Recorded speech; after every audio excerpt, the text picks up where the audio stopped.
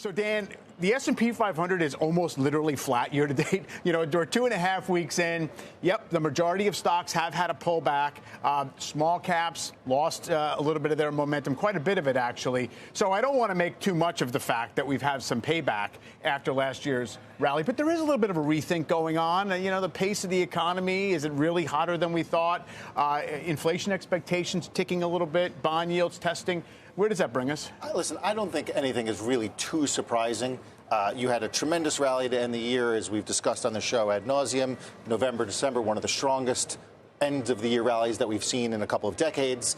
And with it, some of the economic data that's come out has been stronger than expected. And you've had a backup in yields a little bit at the short end, like let's call it the 2-year, but more pronounced 25, 23 basis points at the 10-year. And if you told me that was going to happen in this period of time, and the stock market as a whole would be, call it 2-3% off its highs, I would take that in the context of the 15-7% rally that we experienced to close the year. Sure, although, Joe, I mean, every nasty pullback starts as something that feels pretty routine and necessary. And so I just wonder what you'd be looking for to try to figure out if this is going to be a little bit more of a broader reassessment of whether it's the pace of the economy, whether the Fed gets friendlier quickly or more slowly, or any of the rest of the factors. So I rely a lot on historical data and the probabilities where a particular quarter might lie in terms of a calendar year. And this quarter has the highest probability to be the weakest quarter of the 4 quarters in 2024. Now, that doesn't portend that it's going to be a negative quarter. And coming into today, Mike, the clear answer to your question would have been Treasury yields, because it seemed as though the market was afraid of a continued backup in yields. But I have to tell you, the price action, and I think today is the first day that you could say this, you have to have really strong comfort on a lot of the fundamental conditions that are in place today and how the market and the price action is responding. The market seems okay with a 10-year above 4.10. The market obviously is applauding that, yes, the economy's in a good place. And it seemed as though we wanted to hear that the economy wasn't in a good place, because that, in fact, led to the Federal Reserve coming to the comfort. Just look at the SMH. The SMH at an all-time high. All of us, we've all said chips are the new oil, right? Chips are really what the economy is. The chips are the transports.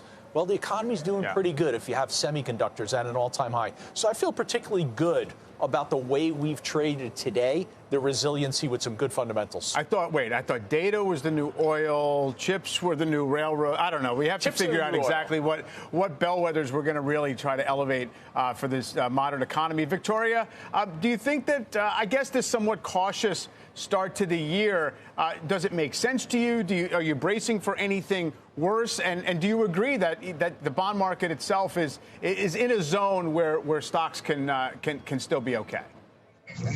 Yeah, well, I think it makes sense that we're in a little bit of a risk-off phase here with the markets. Obviously, you guys have talked about the rally that we had at the end of the year. But look, we're repricing Fed expectations, right? We talked about this at the end of last year, Mike, about how 6 cuts was way too optimistic. We knew some of that would get priced out. That's why I think you're seeing some of the elevation in the yields. And so I think it's okay for yields to move a little bit higher as the market becomes more aligned with what the Fed expectations are. But you've also got financial conditions index. Look, Goldman Sachs says we've already seen a 25 basis point move in that index. You've got geopolitical issues going on. We're repricing earnings, too. I think a lot of people, as we had talked with our clients about over the last couple of quarters, 12% growth expectation is too high. We need to bring that down.